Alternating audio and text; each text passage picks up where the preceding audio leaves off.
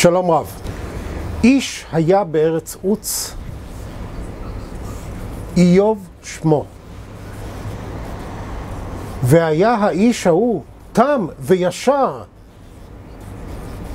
וירא אלוהים ושר מרע. ובכן, כך נפתח ספר איוב בהצגה של איוב כאיש ישר, איש תם, במובן מסוים צדיק, כן? והנה ניחתים עליו כל האסונות האפשריים, והוא עומד באמונתו באלוהים, כאשר באים אליו חברים ומנסים להסית אותו, גם מול אשתו וכדומה, והספר הזה של איוב אכן דן בנושאים מרכזיים באמונה, כגון צדיק ורע לו, רשע וטוב לו, או כגון האמונה בעזרת אלוהים לעומת האמונה לשמה וכדומה. אבל דומני שהפסוק המרכזי בספר הזה, שהייתי אומר הוא שם בצד, ואשר במסגרתו נמצאת למעשה כל התורה על רגל אחת של אותו ספר, כן? הוא הפסוק הבא שמופיע פעמיים בספר הזה. בפעם הראשונה, בפרק א' פסוק ו', כמובן לפי החלוקה המקובלת, על פי החלוקה הנוצרית, שבו נאמר, ויהי היום, ויבואו בני האלוהים להתייצב על יהובה. ויבוא גם השטן בתוכם. ובכן, אנחנו רואים כאן את המוטיף של היום, אנחנו רואים כאן מוטיף של בני האלוהים והשטן גם יחד, והפסוק הזה חוזר על עצמו בוורסיה קצת שונה, ושימו לב, לכל ורסיה שונה יש משמעות חשובה ביותר שיש להתעמק בה, לא נעשה את זה כרגע, והוורסיה השנייה, הגרסה השנייה, היא כדלקמן. ויהי היום, ויבואו בני האלוהים להתייצב על יהובה, ויבוא גם השטן בתוכם, הפעם בלי ו', להתייצב על יהובה. ובכן, שני הפסוקים האלה, האחד לגבי הניסיון הראשון של איוב, באסון הראשון שניחת עליו, לאחר הדו-שיח כביכול בין יהובה לבין השטן, ואילו הגרסה השנייה, שהיא דומה אבל היא לא זהה, של אותה התייצבות של בני האלוהים באותו, ויהי היום, כן? אנחנו יודעים שיום זה גם אור, ותכף נראה מהו בנוסף. בניסיון השני, כאשר השטן מקבל משמעות שונה מאשר קיבל בפעם הראשונה. ובכן, מה נאמר לנו כאן למעשה? מה שנאמר לנו כאן למעשה הוא שלא די בכך שאדם הוא ישר וירא אלוהים וכדומה. האסונות, ואפילו האסונות הקשים ביותר, יכולים להינחת עליו. הרי מה אין פה בסופו של יום? בסופו של יום, כשאנחנו רואים את הדיון בין השטן לבין יהובה, אנחנו לא שומעים את בני האלוהים. אנחנו לא שומעים את המעשה, את הדיבור ואת המעשה של בני האלוהים. בני האלוהים שותקים לנוכח השיח שבין השטן לבין יהובה. וכאשר בני האלוהים שותקים, כאשר בני האלוהים לא עושים את המעשה אל מול השגיאה, אל מול הרשע, אז בסופו של דבר מגיע האסון, גם לאנשים שהם יראי אלוהים וכדומה וכדומה וכדומה. ובכן, בתורה השטן כשלעצמו לא מופיע, מה שכן מופיע, וכמובן שאדון בזה בהרחבה, הוא בין היתר הבורות שסותמים נערי אבימלך, אל מול הפתיחה שלהם על ידי נערי יצחק אבינו, ואחת מהפתיחות לאחר מכן מקבלת את השם בורות השטנה, כן. בורות השטנה, והשטנה, הסטייה, זה כמובן גם שנאה וכדומה, אבל זה אותם מונחים שמייצגים את השגיאה וגם את הרשעות, את השגיאה ואת הרע אל מול הטוב, אל מול ההליכה מהשגיאה אל האור, מהחושך אל האור, שהיא מה שמאפיין את בני האלוהים. וכאשר בני האלוהים שותקים ולא עושים דבר, אז מגיע האסון. ובכן, המוטיב של האור ושל החושך, כפי שאמרתי בשיחות הקודמות, כפי שאמרתי בשיעורים הקודמים, אנחנו רואים אותו בין היתר במלחמת בני האור בבני החושך, כן? או למשל בטענה של פרופסור ישעיה ליבוביץ' של מול האמירה של אדוארד גיבון, כן? שההיסטוריה היא הרשעות והשיגונות והעוולות שנעשים בין בני אדם לבני אדם אחרים, והוסיף על כך פרופסור ליבוביץ', והמאבק מול הרשעות והשיגונות והמעשים והעוולות שנעשים על ידי בני אדם כלפי בני אדם אחרים. והייתי אומר שבפרפרזה על המאבק הזה כביכול, הייתי מתבונן בניטשה הפורמלי, המבטל הן את המוסר המזויף לשיטתו, והן את אלוהים, כי אלוהים מת, אבל אם אלוהים מת הוא היה פעם חי, כן? אבל לא ניגע בזה כרגע, כן? ומציב את הרצון לעוצמה לעבר העל אדם אל מול הרצון לאמת. כלומר, יש פה איזושהי דיכוטומיה בין השגיאה לבין האמת, בין החושך לבין האור, כאשר הפסיעה במסגרת הדיכוטומיה הזו מקבלת את היפוך הדברים, כאשר היא נעשית באמצעות השגיאה הפורמלית, ודאי שניטשה, כאשר הוא הולך אל הרצון לעוצמה ולא אל הרצון לאמת. אבל כפי שאנחנו רואים בחלק השלישי של ההתייחסות לאור בבראשית, כן, של בשורת האור בבראשית, הרי שההתייחסות כאן היא שונה מאותה דיכוטומיה ברורה שבין החושך לבין האור, שבין בני החושך לבני האור, שבין הרצון לעוצמה אל מול הרצון לאמת. ובאמת דברים אמורים. וכך נאמר לנו לאחר בשורת הטוב. ויבדל אלוהים בין האור לבין החושך. ויקרא אלוהים לאור יום, ולחושך קרא לילה. מה אנחנו בעצם רואים כאן? אנחנו רואים כאן את ההתבוננות בחושך כאשר האור כבר הופיע, כאשר הרעיון בדרך האמת הופיע, כאשר כבר ישנו רעיון, ישנו אור אל מול השגיאה, אל מול החושך המוחלט, כן? אנחנו נמצאים בסוג אחר של חושך. קודם כל אנחנו רואים כאן מבחינת אותה הופעה של רעיון, את ההבדלה, כן? ההבדלה במציאות הנעלה, כן? במציאות האמונית, בין השגיאה לבין הרעיון שפוסע בדרך האמת. קודם כל יש לנו הפרדה, יש לנו פעולה של הבדלה, אבל לאחר מכן יש לנו פעולה נוספת של אור, והיא הפעולה של היצירה הנעלה, כן? ויקרא אלוהים לאור יום ולחושך קרא לילה. כלומר, אנחנו מצויים כאן באור אחר. אם קודם היינו באור של וירא, כן? או באור של ויאמר, אנחנו עכשיו באור של ויקרא. כלומר, אור שיש בו קדושה, כן? ומהי אותה קדושה? מהי אותה התעלות? מהי אותה התקדשות בעבודת אלוהים? אותה קדושה היא ההתבוננות מתוך האור, באור שהוא יום, והתבוננות מתוך האור בחושך, שהוא כבר לא חושך מוחלט, כן? בלילה. ומדוע? מפני כפי שמנחה אותנו התורה, בחושך אנחנו לומדים. כלומר, המאבק בחושך הוא מאבק של למידה באמונה התבונית, הוא מאבק של למידה באמונה הנעלה, ואילו האור מהבחינה הזו, כן, הוא יום, כלומר, הוא כבר המעשה, הוא כבר הפסיעה במסגרת ההוויה האמונית הטבעית. ואם אנחנו מסתכלים על שלוש הדתות הסובייקטיביות, וכיצד הם מסתכלו על אותה דיכוטומיה, אותה הבחנה בין היום לבין הלילה, כן, בין המופעים האלה של התבוננות באור ובחושך שלאחר מופע אור, כן, ביום ובלילה, אנחנו רואים התבוננויות שונות ונגיעות בדרך, אם כי נגיעות שיש לתקנן. ובכן למשל באסלאם. באסלאם אנחנו רואים בסורה נפלאה, באמת בבשורה נפלאה, שהיא בשורה 97, סורת אל-קאדר, ובה נאמר, בשם אללה הרחמן והרחום. ואני לא אכנס כרגע להגדרה הזו שיש איתה בעיה אמונית מופתית, כן? אבל בשם אללה הרחמן והרחום. אכן אנו הורדנו, וכפי שאמרתי לכם בשיעור הקודם, מוחמד מדבר בלשון רבים עם כל המשמעויות של כך, ובכן, אכן אנו הורדנו בליל הגורל. ומפרשים את זה, הורדנו, הכוונה להורדנו את הקוראן, או לפחות את ראשית תחילת ההתגלויות שהוגדו בקוראן. והאם נהיר לך מהו ליל הגורל? ליל הגורל טוב יותר מ1,000 חודשים.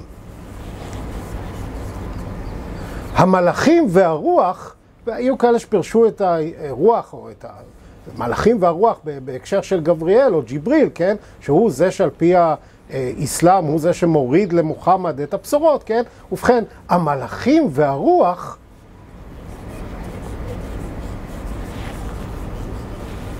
יורדים בו בהיתר ריבונם לכל משימה.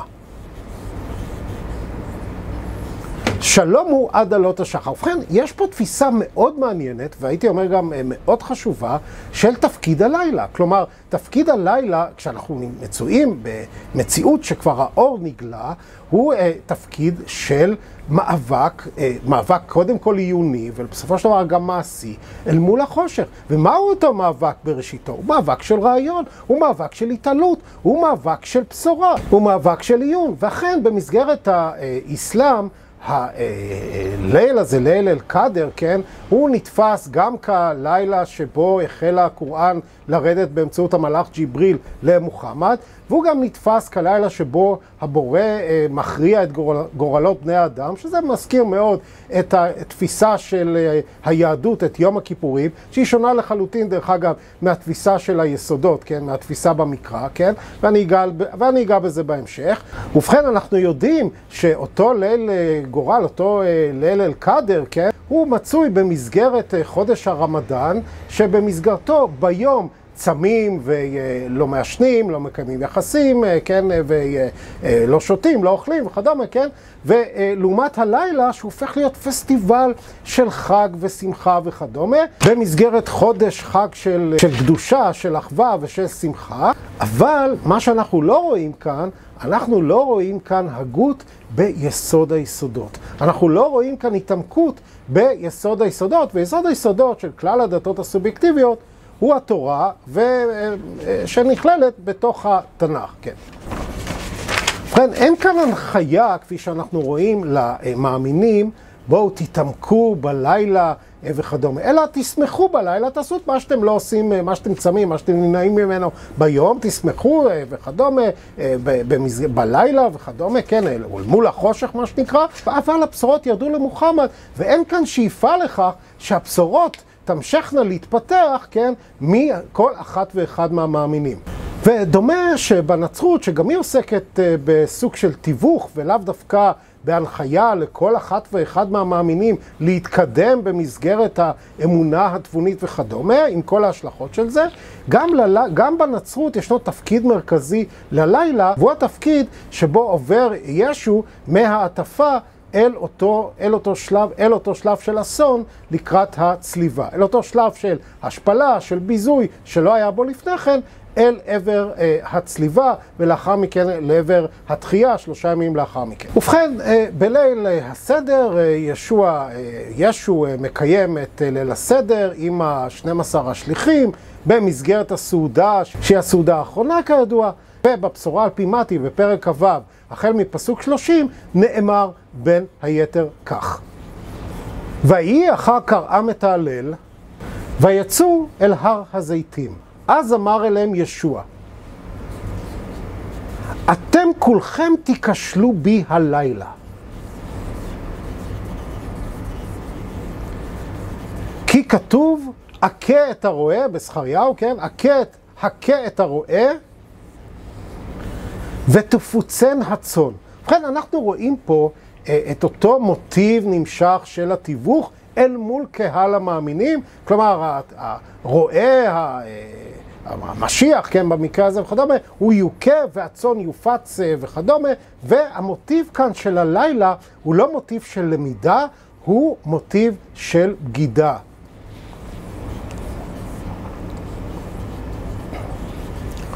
ואחרי קומי אלך לפניכם הגלילה. כלומר, אנחנו מדברים פה על התחייה לאחר הצליבה, כן.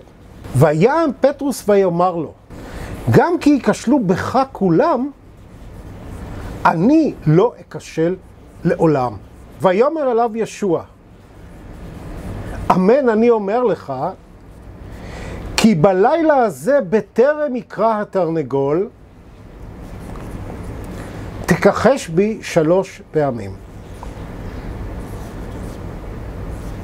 ויאמר אליו פטרוס, גם אם עליי למות, איתך לא אכשל בך. וכן אמרו גם כל התלמידים. ובכן, אנחנו רואים פה את המוטיב של הלילה, שבו מצד אחד התלמידים שגם ילכו אחריו לאחר מכן יתכחשו לו, כאשר אומרים, לא, אנחנו לא נתכחש לך, במקום שהם ילמדו, הם מצויים בלילה בשגיאה, וכמובן שישנו המוטיב של האחד שבוגד בו, כן? שבוגד בו באמצעות הנשיקה, מה שתקרא, אל מול הכהנים, הסנהדרין והרומאים וכדומה וכדומה וכדומה. אבל יש כאן עוד מוטיב אחד שראוי להתעכב עליו, שהוא מוטיב שדומה שבמסגרתו אפשר לראות את התפיסה אל מול אותה בגידה, כן, של התלמידים וכדומה, את התפיסה של הלילה גם ביסודה של הנצרות. אחרי כן בא ישוע אל חצר הנקרא גת שמנים, ויאמר לתלמידים, שבו לכם פה, עד אשר אלך שמה והתפללתי. ויקח אותו את פטרוס ואת שני בני זבדי, ויחל לעצב ולמות. כלומר, הוא יודע הרי מה הולך לקרות, כן. ויאמר להם, נפשי מרה לי עד מוות. עמדו פה ושקדו עמי. וילך מעט מאיתם, ויפול על פניו ויתפלל לאמור, אבי, אם יוכל להיות, תעבור נא מעלי הכוס הזאת. אך לא כרצוני, כי אם כרצונך. ויבוא אל התלמידים, וימצאם ישנים. ויאמר אל פטרוס, הנה לא היה ביכולתכם לשקוד עמי שעה אחת. שקדו והתפללו. פן תבואו לידי ניסיון, הן הרוח חפצה והבשר רפה. וזה באמת פסוקים יפהפיים ומדהימים, אין ספק בכך. ואז הוא ממשיך, ויאסף לו שנית, ויתפלל לאמור, אבי, אם לא תוכל הכוס הזו לעבור מעליי, בלתי אם אשתה אותה, ויהי כרצונך. ויבוא וימצאם גם בפעם הזאת ישנים, כי עיניהם כבדות, ויניחם, ויוסף להתפלל שלישית, באומרו, עוד הפעם כדבר הזה. ויבוא אל התלמידים ויאמר אליהם, נומו עוד, ונוחו, הנה השעה קרובה, ובן האדם נמסר בידי החטאים. ובכן, אני חושב שאפשר לבוא ולראות, אמנם ההגות שלו בלילה היא תפילה לאלוהים, כן, שאולי יעביר עליו את הרע, אם כי יעשה כרצונו, הרעה שמתקרבת, ולאחר מכן הוא אומר, אוקיי, גם אם אתה לא מעביר עליי את הכוס הזאת, יעשה כרצונך. אבל בכל הפעמים האלה, 3 הפעמים האלה, אנחנו רואים את ההתבוננות בין ישו לבין התלמידים. כלומר, התלמידים ישנים בלילה, כי הרוח חפצה והבשר רפה, אבל הוא זה שמתפלל, הוא המתווך, הוא למעשה, הוא הנביא או המשיח, וכדומה, מבחינת האמונה הנוצרית בין האלוהים וכדומה, והם ישנים. ובכן, זה מתקשר למה שאמרתי בתחילת השיעור הזה, לכך שכאשר בני האלוהים ישנים, האסון מתרחש. וזה גם מראה לנו לכאורה מה יהיה ביסודה של הנצרות, ההתבוננות בלילה. כן, הלילה הוא הזמן להתפלל אל מול החושך, אם כי פה יש להבחן מול הנצרות שמדברת על תפילה לגבי מה שהולך לקרות וכדומה, ואם כי ההשלמה שיעשה כרצונו של אלוהים, כמובן, כן, אנחנו באים ואומרים, הלילה הוא לילה של לימוד התורה, הוא לילה של לימוד יסוד היסודות, הוא לילה של התקדמות באמונה התבונית הטבעית, והתקדמות באמונה התבונית הנעלה אל מול החושך. הלילה, כשאנחנו נמצאים במציאות של אור, באמצעות בני האלוהים, הוא הזמן להתקדם בו אל מול החושך. הוא הזמן ללמוד בו. הוא הזמן ללכת בו אל האור, לקראת השחר. והוא הזמן שנכון לכלל המאמינים, לא למתווך בלבד. ואכן, הדרך אל האור, הדרך אל האור, אל האמת, דרך האמת, היא אכן דרך קשה, והיא דרך שפתוחה, הפוטנציאל בה מצוי לכלל המאמינים. הלוואי וכל ישראל בנביאים. וביהדות, כשאנחנו מסתכלים על ההתבוננות בלילה וביום, אנחנו רואים למשל אצל המקובלים, אצל הארי וכדומה מצפת, כן? אנחנו רואים התבוננות של טענה שלפיה בלילה יש ללמוד תורה שבעל פה, ואילו ביום יש ללמוד מקרא, לא ללמוד מקרא בלילה. כן, והמקור לעניין הזה הוא טענה שכך נעשה באמצעות משה, כאשר עלה להר סיני ל-40 יום ו-40 לילה וכו' וכו' וכו'. ובכן, ההתבוננות הזו, שהיא התבוננות דרך אגב מאוד מעניינת, כי לכאורה בלילה יש להידרש להגות שהיא מצויה בשגיאה, ואילו ביום הם טוענים שיש להידרש להגות שלא מצויה בשגיאה. מהי אותה הגות שלא מצויה בשגיאה? לכאורה, התורה וכדומה. כן. אבל כמובן שאנחנו יודעים שכל הגות היא פרשנות שלנו כלפי משהו, כלפי טקסט, ולכן כל הגות שלנו בהכרח מצויה בשגיאה. ואכן ויכוח התרחש במסגרת היהדות, כאשר למשל הרב קוק שלל את אותה טענה, כן, של לא ללמוד מקרא בלילה, שלל אותה שלילה, הייתי אומר אפילו ברורה ובולטת, כאשר בין היתר אמר, וכמה טיפשי הני אנשי דעדיף להו לבל מין תורה ללמוד מקרא בלילה. כלומר, הוא ראה את אותו נושא של ביטול הלימוד בלילה כעניין טיפשי, והיו כאלה שניסו לתקן את זה. גם הארי למשל דיבר על כך שהלמידה של המקרא בלילה תעשה בשישי לקראת שבת, כן, בלילה, ולעומת זאת טענו אחרים שהיא תעשה גם בשישי וגם בליל טוב וכו' וכו'. והנושא הזה של ההתלבטות הזאת היא באמת התלבטות שגם מראה לנו את השגיאה שבה מצויה היהדות הסובייקטיבית אל מול יסוד היסודות. שהרי מה נאמר ביסוד היסודות?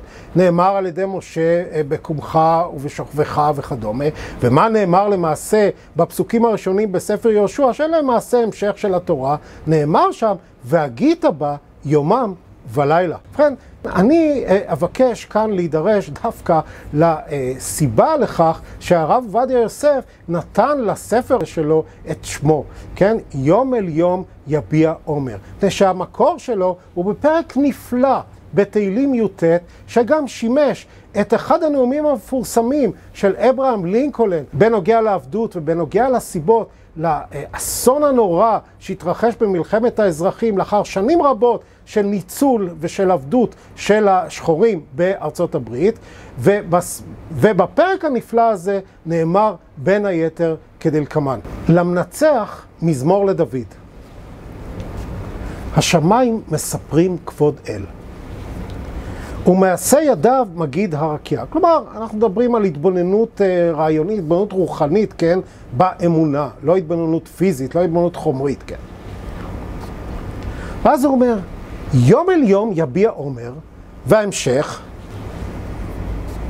ולילה ללילה יחווה דעת. ובכן, אנחנו רואים פה באמת את ההתבוננות הנכונה. כלומר, בלילה, דווקא בלילה, אל מול החושך, כאשר אנחנו מצויים במציאות של אור, כן, שהיא לא אור מוחלט והיא לא חושך מוחלט, כן? דווקא בלילה יש ללמוד, ועוד איך יש ללמוד את המקרא, ועוד איך. וכמובן שבאמונה הישראלית אנחנו מכבדים את התורה שבעל פה, אבל היא עניין של היהדות, היא לא עניין של האמונה הישראלית. האמונה הישראלית, העניין הוא לחזור אל היסוד ולהתקדם הלאה מתוך הסרת השגיאה, שהיא שגיאה שאינה מופתית, שאינה אוניברסלית, שהיא השגיאה של כלל הדתות הסובייקטיביות. ואז אומר הפרק הנפלא הזה, וחשוב מאוד להתעכב עליו. אין עומר ואין דברים בלי נשמע קולם. ובכן, את הדברים, את ההתעלות של הלילה, יש לשתף. עם כל ההשלכות שלה, כפי שראינו בישעיהו נ"ב, ספר נ"ב וישעיהו נ"ג. בכל הארץ יצא קוום, ובקצה תבל מיליהם. ובכן, אנחנו שוב רואים כאן את הדיבור, את המילה, את התבונה, ולא את הכוח ואת השליטה. לשמש שם אוהל בהם, והוא כחתן יוצא מחופתו. כלומר, מי שמגיע בלילה מול החושך, שהוא בתוך מציאות של אור כבר, כן? מי שמגיע בתוך הלילה להתגלות, כן? להתעלות, להתקדמות, כן? הוא רץ, כן? כמו חתן, כן? לחופתו כדי לבשר את אותה התגלות, עם כל ההשלכות שיכולות להיות כתוצאה מהריצה הזאת. יסיס כגיבור לרוץ אורח. והנה אנחנו שוב רואים גם את האור, גם את התבונה, גם את הגבורה, משולבים גם יחד. מקצה השמיים מוצאו, ותקופתו על קצוותם. עכשיו אנחנו רואים את המוטיב של הרוח של ההתעלות בדרך האמת, מקצה השמיים אל כלל קצוותם, כן? קצוותם אל מול החומר, כן? ואין נסתר מחמתו. ואז הוא נדרש לתורה. תורת יהובה תמימה, משיבת נפש, עדות יהובה נאמנה, מחכימת פתי, פיקודי יהובה ישרים, משמחי לב, מצוות יהובה ברא, מאירת עיניים, יראת יהובה טהורה, עומדת לעד. פשוט נפלא, באמת נפלא, נפלא, כן? פשוט משתמש במונח יהובה, שזו האמונה הטבעית, ואנחנו כמובן משתמשים בכך ביראת אלוהים, כן, ודאי. יראת אלוהים ויהובה שכלול בתוך יראת אלוהים. משפטי יהובה אמת צדקו יחדיו. ובכן, הפסוק הזה, משפטי יהובה אמת צדקו יחדיו, הוא אותו מוטיב מרכזי בנאומו של לינקולן להסביר מדוע ניחת האסון. מדוע ניחת האסון כתוצאה מהניצול רב השנים, כתוצאה מכך שבני האלוהים שתקו, כאשר השטן בתוכם הוא זה שדיבר.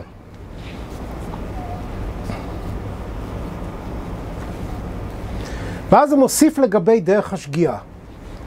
הנחמדים מזהב ממפז רב, כלומר, דרך האמת היא נחמדה יותר מכל חומר, מזהב, מפז וכדומה. ומתוקים מדבש ונופת צופים. דרך האמת היא ההתעלות, היא הדרך העליונה של האדם. גם עבדך נזהר בהם. יש להיזהר, יש ללכת במסורה, יש להיזהר, יש ללכת בצורה של הוכחה והפרחה, לא בצורה של ניחוש, לא בצורה של מיסטיקה. בשומרם עקב רב. והנה הוא אומר לנו, שגיאות מי יבין, מנסתרות נקני.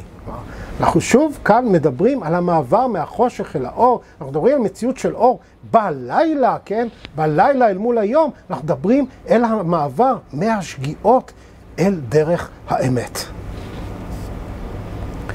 גם מזדים חסוך עבדך, כן? ברור שיהיו כאן זדים, ברור שתהיה פה התנגדות וכדומה, לאלה שהולכים בדרך האמת, אל מול אלה שמצויים במציאות השגיאה. אל ימשלו בי אז איתם. כלומר, ברור שהפוסעים בדרך האמת במציאות של שגיאה, יחוו קשיים רבים ביותר, וכאן הכותב מבקש שהקשיים האלה לא ימשלו בו, ושהוא יהיה גיבור, שהוא יתגבר על אותה מצוקה, שהוא יתגבר על אותם קשיים בדרך האמת, בדרך האמונה התבונית המופתית, האוניברסלית, בדרך הישראלית. וניקיתי מפשע רב. ואז הסיומת של אותו פרק נפלא, שהיא הסיומת האמונית התבונית. יהיו לרצון אמרי פי. כלומר, ההליכה בדרך האמת היא מתוך רצון, כן? היא לא מתוך כפייה, היא לא מתוך שלטון של מישהו, אלא היא מתוך רצון חופשי. והגיון ליבי לפניך. כלומר, ההליכה הזו היא הליכה באורח אמוני, תבוני, מופתי, אוניברסלי. יהובה, צורי וגואלי. כלומר, הגאולה היא לא של איזשהו אדם מסוים, היא לא של איזשהו מתווך, היא לא של איזשהו שליט, לא, היא הגאולה של כל אחת ואחד מאיתנו שהולכים מול כל קושי בדרך האמת, בדרך המופתית, בדרך הישראלית. ולקראת סיום השיעור הזה אני מבקש להידרש לאיזשהו שיר נפלא מהתרבות הפופולרית, שיר שמן הסתם לא יועד לאמונה התבונית, אבל המילים שלו הן מילים פנטסטיות שמתאימות גם לזמן ולמקום הזה. Like a beat of the tom-tom. When the jungle shadow fall, like the tick-tick-tick of the stately clock, as it stands against the wall.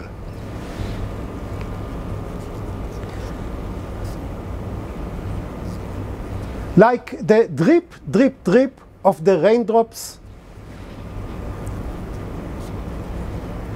When the summer shower is through?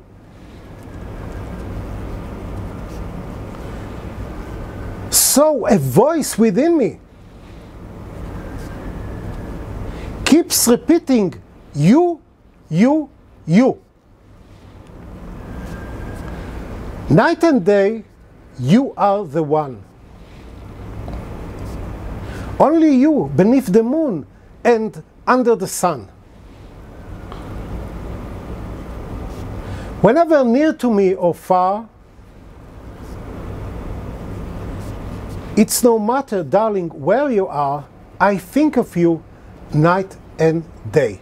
Night and day, you are the one. ובשיעור הבא אני אדרש לסייפה של בשורת האור, לסייפה של ההידרשות לאור בראשית פרק א', והיא הסייפה של היום האחד. תודה.